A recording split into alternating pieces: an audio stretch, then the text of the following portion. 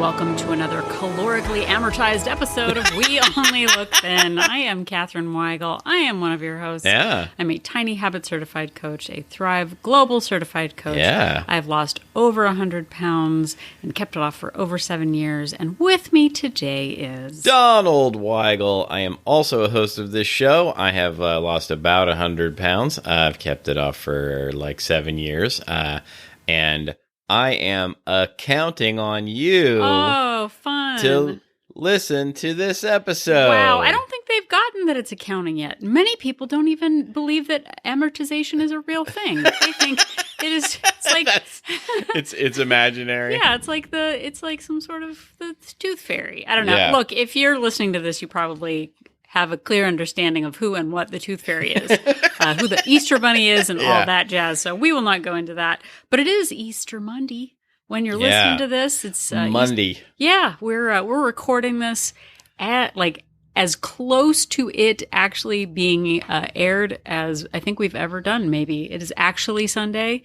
And it's coming out tomorrow morning. Oh, that's true. Like, I don't know if we've ever waited this long. Yeah, well, I was doing good deeds. You sure were. I was doing good deeds. Last week I was on the East Coast visiting Donald's wonderful parents, helping them out with some things. I'm an acts of service person. So if I need to fly 3,000 miles to sweep like a kitchen floor... Yes. I'm there. You don't have to ask me even 2 times. No, are you sure? That is her jam. I was like, that's my preference. If that's all I had to do is just sweep, yes, please sign me up. And so I did sign up and I did go.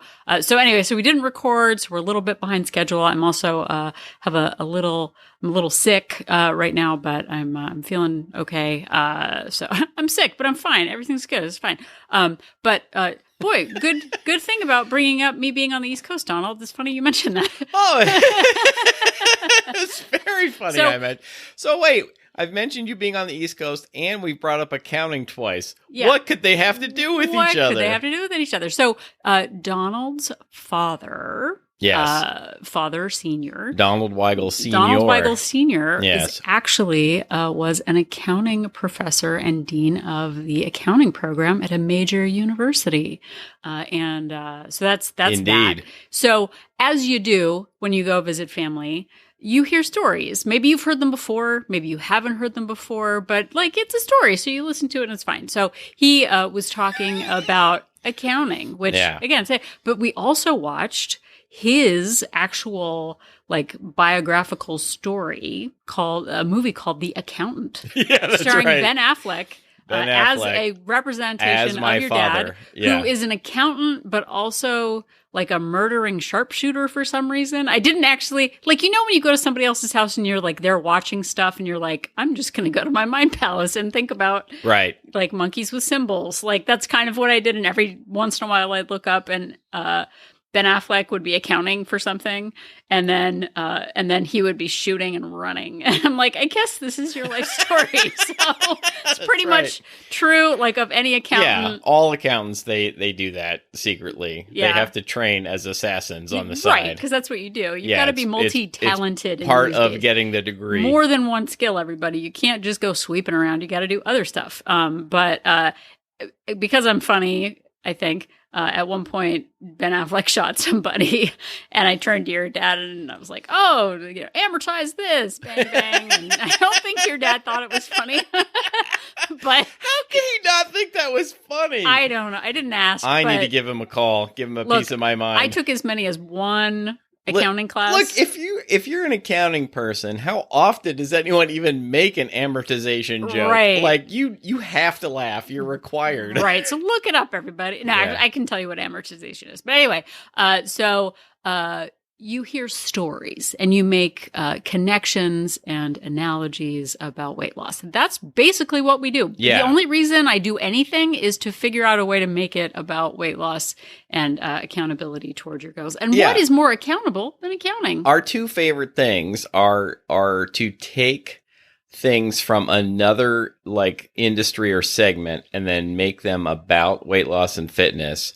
and cookies. Yeah. Those are the two things. Those are the two things. But I was actually listening to another book by Dr. Alice Boys, PhD, called something about productivity.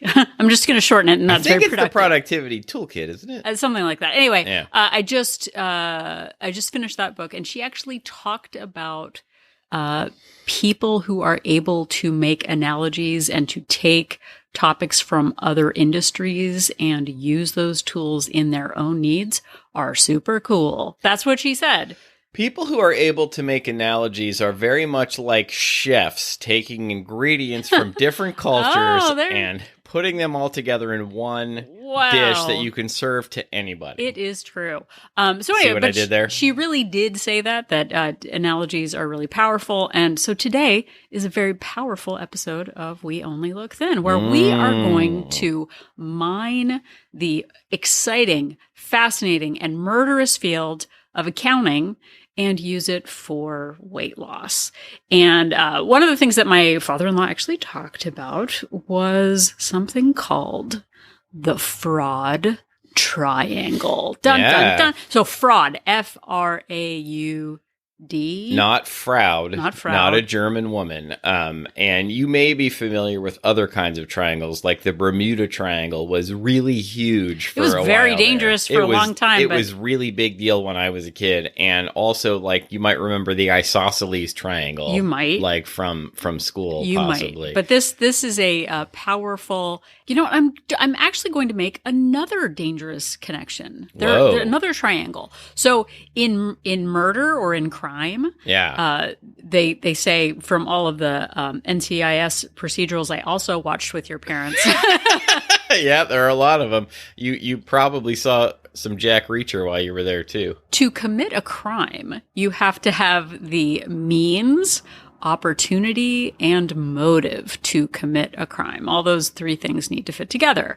And in the fraud triangle, in the world of accounting, you have to have like the pressure or motivation to commit a crime, the opportunity to commit the crime, and the rationalization or the justification to commit the crime. So again, it's sort of the principle of like, we've all heard of fraud, like your Ponzi schemes and your, Enrons and that kind of thing. And we see it in a business sense, but sometimes we forget that the worst kind of fraud we can commit is the committing of the fraud on ourselves. Yeah. So in this analogy that we are trying to make, you are the Enron of your health and fitness goals. But what's an Enron, Donald? So, I'm sure people of a certain age all remember Enron, but Enron was a huge energy corporation based in Houston, Texas, and they used accounting loopholes and special purpose entities and then straight up lies to hide billions of dollars in debt. So they manipulated financial statements to make the company appear way more profitable than they really were, and that kept stock prices super high. So when the truth came out, which it came out in the form of Enron filing for bankruptcy, like investors kept pouring money into this company, buying stock because they thought it was so profitable. But then they filed for bankruptcy, and it resulted in over 20,000 employees losing their jobs. And then shareholders in the company lost $74 billion with a B dollars in just a few weeks. And that was in 2001 money. Yeah. So if you use inflation or whatever, that's price of eggs and whatever. That's it's a lot like more. 47 trillion or something, actually. Exactly. Instead. But Enron, like we demonize Enron and other organizations that, take advantage of shareholders and employees. But really, like those three things, that fraud triangle existed. They had the pressure or motivation. You've got stockholders who are depending on you. You've got, people in the industry are talking about you. You're powerful or whatever, and you've got to keep up that facade. You have the opportunity. You've got people willing to, hide numbers, I don't know, offshore accounts, I think is a thing people have. Yeah. I always think of like two things are offshore drilling and offshore bank accounts. Right. And then they have the rationalization, justifying the behavior. Hey, maybe next season will be better. Or I don't know if they have seasons in energy. I don't know what an energy season is, but they're like, oh, we'll figure it out later. Let's make the profits look good now. We've got the money coming in. We can adjust this. And so they've got that fraud triangle. They've got the pressure or the motivation and incentive. They've got the opportunity to commit the fraud. And then again, the rationalization or justification. And we do this in our health goals. So again, we've done episodes talking about you being in the business of you. Your health goals are your business. But there are many, there are actually some dangerous flaws in being accountable to yourself. Yeah, for sure. Who's the worst? Oh, you mean I'm responsible for me?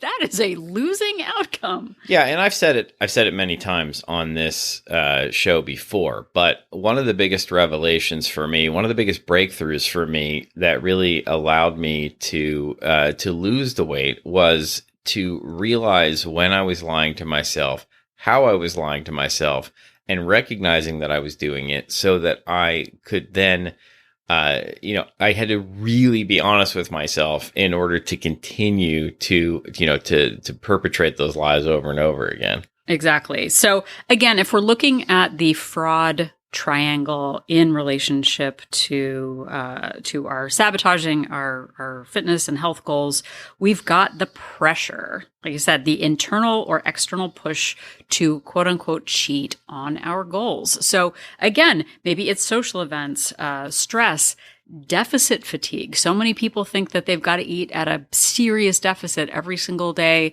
to achieve their goals quickly. And also that sort of rationalization. I've been so good all week. I deserve the cake. There's so many things that we put pressure on ourselves. And especially if we're posting publicly on our Instagram, oh, fit by 50 or I'm going to lose 50 pounds, whatever. Yeah. We make these big statements and then we've got all that pressure on our shoulders to ensure that we hit our goals. And I think that another version of this is that we just get upset about something. I know for me, it's that emotional eating that I need to soothe myself with food. And there's a pressure that I put upon myself kind of, that it's similar to that I deserve this cake. It's that I'm so upset and exhausted. What will make me feel good is to eat a delicious treat right now. Stress is pressure. So what's the next one? The next one is opportunity. There are moments when you don't have any accountability. Oh my gosh. These are times when no one is watching you. When oftentimes I get very self-conscious, even now, when I'm eating something and people can see what I'm eating. But when no one's watching, I can eat whatever I want. And the only person that's around to judge me is me. Another form of opportunity is when you just have a pantry full of snacks and you have the opportunity because they're right there. You bought all kinds of triggering foods and you've put them right into your eye line and your availability. Another opportunity is you just decide to skip weigh-ins. And so you don't have that accountability of getting onto the scale.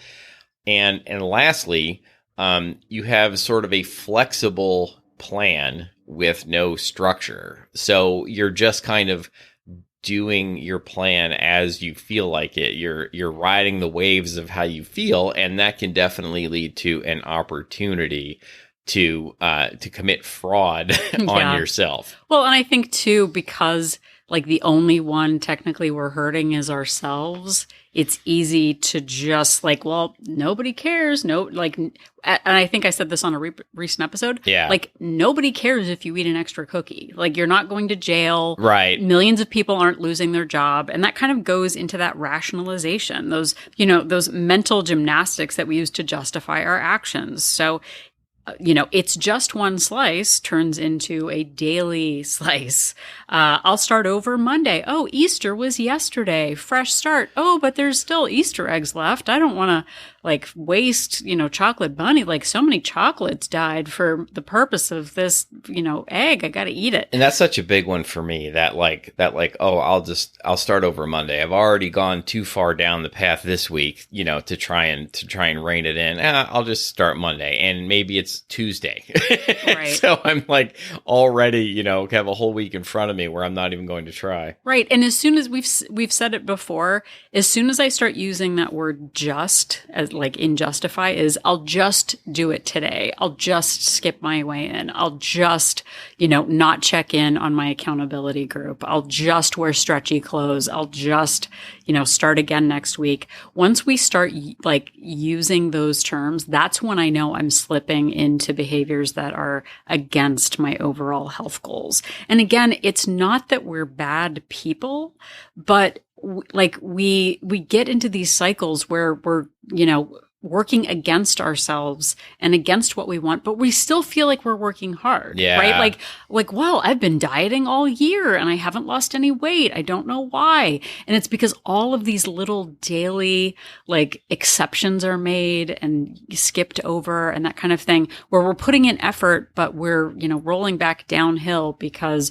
we're sabotaging day after day and week after week. And it's not like, okay, so here we are. This is our lives. Like we can't go back and change our lives like Ben Affleck, who, obviously is still both doing accounting and shooting things, right. Which like he's still working on himself. I guess there's actually a new accounting movie. Accounting too, yeah, with John Barenthal from Walking Dead and The Punisher. Oh, that is interesting information. Yeah. So again, we can work on ourselves. Even if we know that we have these self-sabotaging behaviors, there are ways to get out of it, Donald.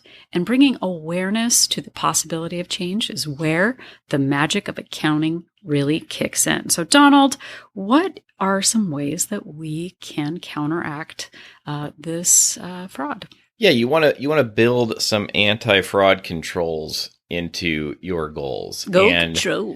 One of the ways you can do that is to reduce pressure on yourself. So you've got this pressure to commit fraud. Reduce the pressure to commit fraud by setting realistic goals. Rather than I'm going to lose 10 pounds a week or even 5 pounds a week, set a much more realistic goal and focus on the 1 pound in front of you. Well, and more importantly, like the habits make the goals happen. So setting those realistic habits of instead of saying you're going to, run 5 miles, start with a walk. Instead of a giant deficit, start tracking your calories, like reduce it so that you're putting that less pressure on yourself. And then the next piece, very well said, by the way. Thank you. The next piece is to focus on progress over perfection rather than trying to be perfect, which, let's face it, none of us can be perfect at this. Focus on the progress that you're making. If you have in your mind that perfection is 1,800 calories a day, but you've gone from 3,000 a day down to 2,500, focus on that as your progress. If you think perfection is hitting a 15,000 step a day goal, but you've gone from 4,000 steps a day to 8,000 a day, that is huge. Focus on the progress that you're making and not on the idea that you have to be perfect in order to hit your goals. And then lastly, to reduce pressure, build in flexibility and self-compassion. You know that life is going to happen and things are going to come up. And maybe there will be a day where you go way over that calorie goal rather than, looking at that as proof that you are, that you can't do it and just throwing up your arms and deciding to fail. And therefore, putting all of this pressure on yourself, build some flexibility into your plan. Know that you're going to have these days and just get right back on the plan the next day. Well, and in classic Catherine form, I know he said that was the last one, but one other one, part of that pressure thing is asserting boundaries with people around you, reducing the pressure or the implied pressure that you feel from others. I thought you were on a diet. Like all of those things that make you hide, that make you shelter in place, that make you, maybe secret eat.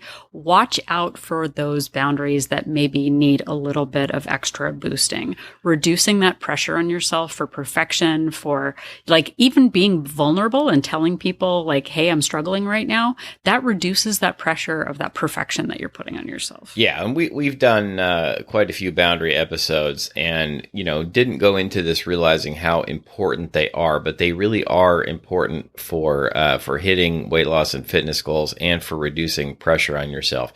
And the last bit that I mentioned before was to make sure that you show yourself compassion.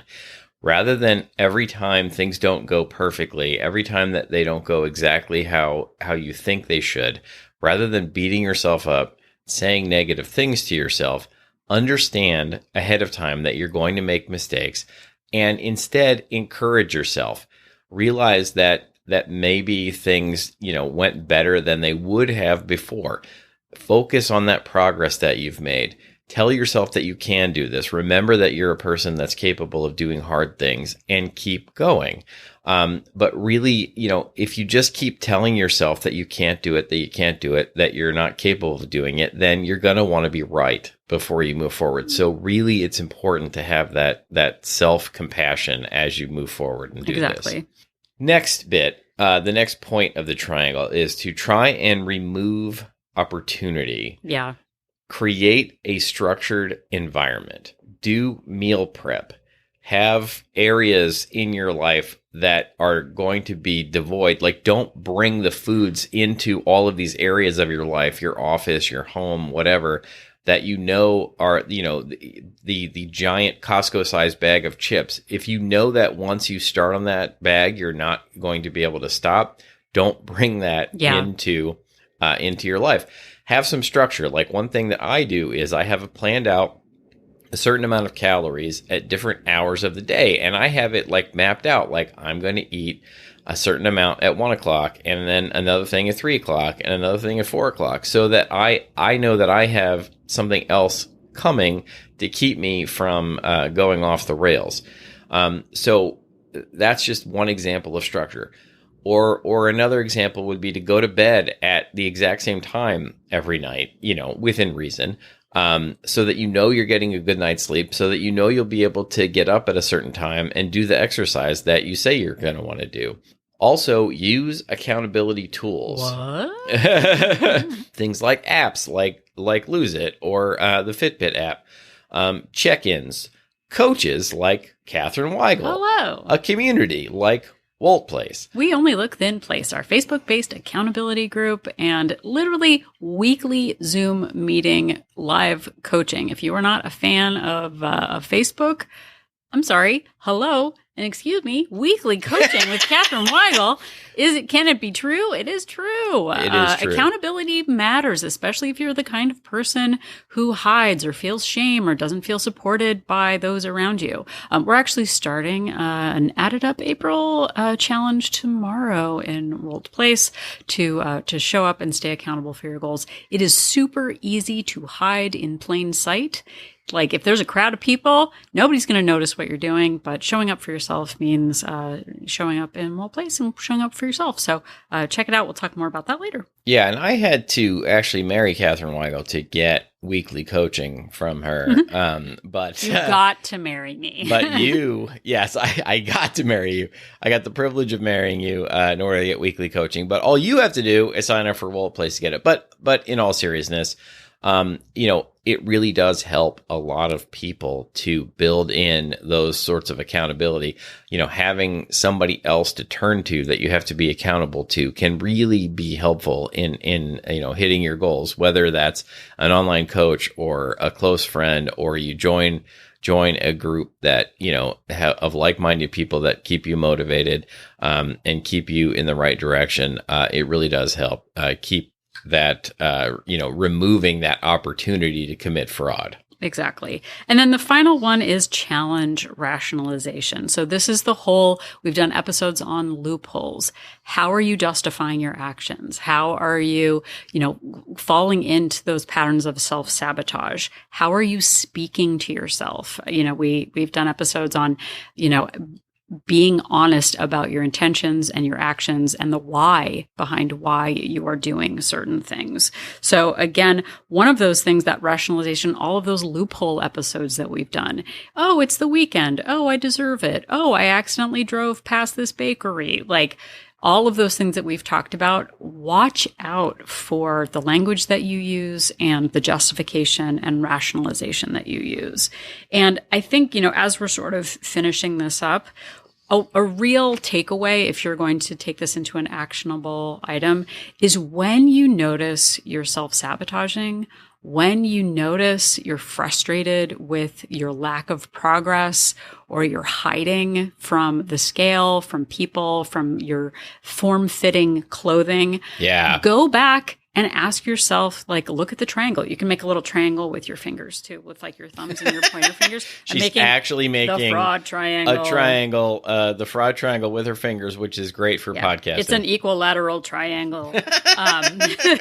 Okay. So I also sort of look like a menacing, Bond villain also, but it's fine. Okay. So when you notice she's somehow stroking a long-haired Persian white cat which came out of nowhere. Yeah. It's spatial work from my improv comedy days. Yeah. Okay. So when you notice that you're frustrated, you're overwhelmed, or you're hiding, really consider that triangle. What pressure are you putting on yourself? And how can you pull back? What, in the words of BJ Fogg, what is making it hard to do what you want to do, and what would make it easier? The next, removing opportunity. Design your environment to not have those, negative food prompts in your space. Really reach out for accountability, even if you're struggling. This is serious. Have you ever hidden struggling, you're failing a class or you're behind on a project, and the amount of shame that you feel for it, and you're just well, I'm going to figure it out. I'm going to figure it out. Showing up with honesty and vulnerability with people who understand and can care and support you through that feels so good. I just posted in Wolt Place, I've been struggling, and it was really hard for me to share that, but so many people came forward and shared how they were struggling and how it was inspiring to just show up and be vulnerable together. So places like Wolt Place, We Only Look Thin Place, our Facebook-based accountability group really do help in having support and showing up. Absolutely. Again, that final one, what rationalizations are you using? What loopholes are you invoking? And how can you pull back and be more honest with yourself? Because like I said before, when you have, an actual corporation, you have checks and balances. You've got team leaders. You've got, deadlines and accountability and different people doing, different parts of jobs. We did Wolting 9 to 5 was an episode that we did. And when you're in a group with common goals and objectives, again, you've got other people, using checks and balances. Are you attaining the goals that you want to? Do you have honest feedback, that kind of thing? The most dangerous part about being a person is that nobody cares. Nobody's going to show up and knock food out of your hand. Nobody's going to call you out. There's no weight loss police who will come in and arrest you for going off your plan and save us from ourselves. Sure, our doctor will say oh, you need to lose weight, or maybe your numbers are off or whatever, but nobody can care about your health goals more than you can. And nobody can help dig you out of your, the fraud that you've wrought on yourself more than you can. We can support you. We can show up, but you've got to show up for yourself. And it's not an invitation to just okay, I'm going to be accountable to others. Be accountable to yourself, because so much pride comes from following through with your actions, setting realistic goals, picking yourself up and pivoting when things don't go as planned, and keep pushing forward. we know, and like, look, we are actual human people. This is not AI. We have challenges and setbacks and struggles, but showing up week after week means that we're still invested in our health goals. And if you are showing up here, we know that you are invested in yours too. So look out for that fraud triangle. Watch your back for Ben Affleck. He's coming for you, man. Yeah. But if we can do it, we know that you can do it too. Just show up and be vulnerable, be accountable, and that's where magic happens. Thank you so much for listening to this episode. We really appreciate it. We have approximately 379 other Holy episodes moly. of this show that you can listen to, and the most recent 300 of them are available on all of the major podcast platforms, wherever you found this one. Or you can go back all the way to the first episode and listen from there on YouTube or at our website at any time at weonlylookthin.com. Yep, and if you're at our website, click on that link for Join Our Support Group to find out more about Wolt Place. We Only Look Thin. Place is our Facebook-based accountability group and weekly Zoom meeting coaching opportunity.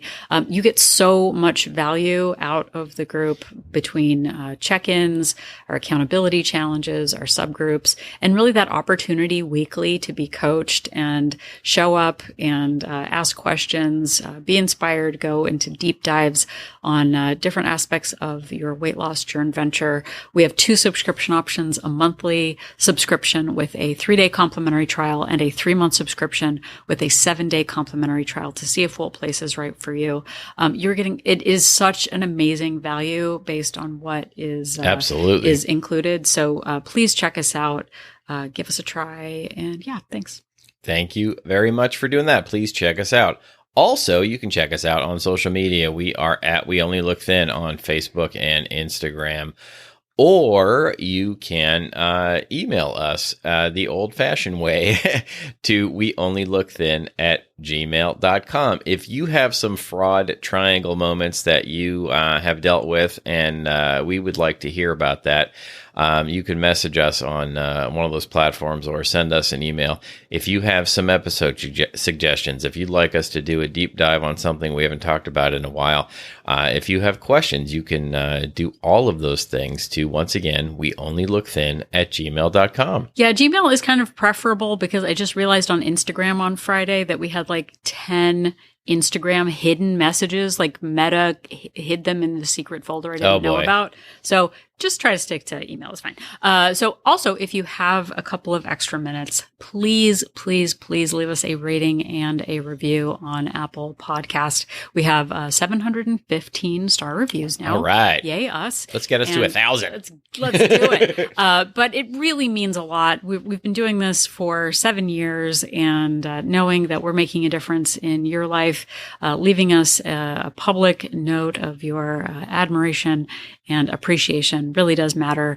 So take a couple of minutes and leave us a rating and a review. And if you're on another platform, leave a message there. That's great too. But Apple's kind of the boss of the internet. So start there. Yeah, Apple Podcast really does sort of rule the world in terms of the podcast landscape.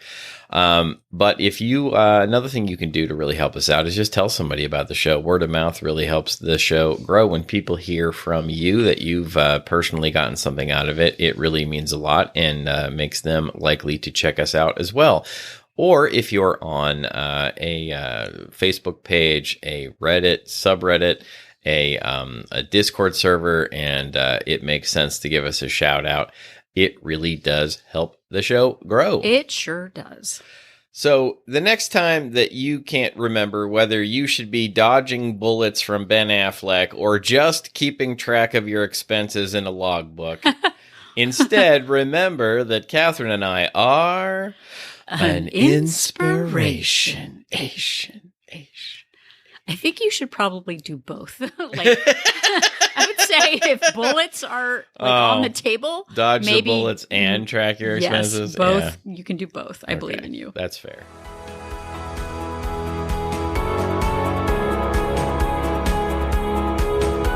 The information that you hear on this podcast is for informational purposes only.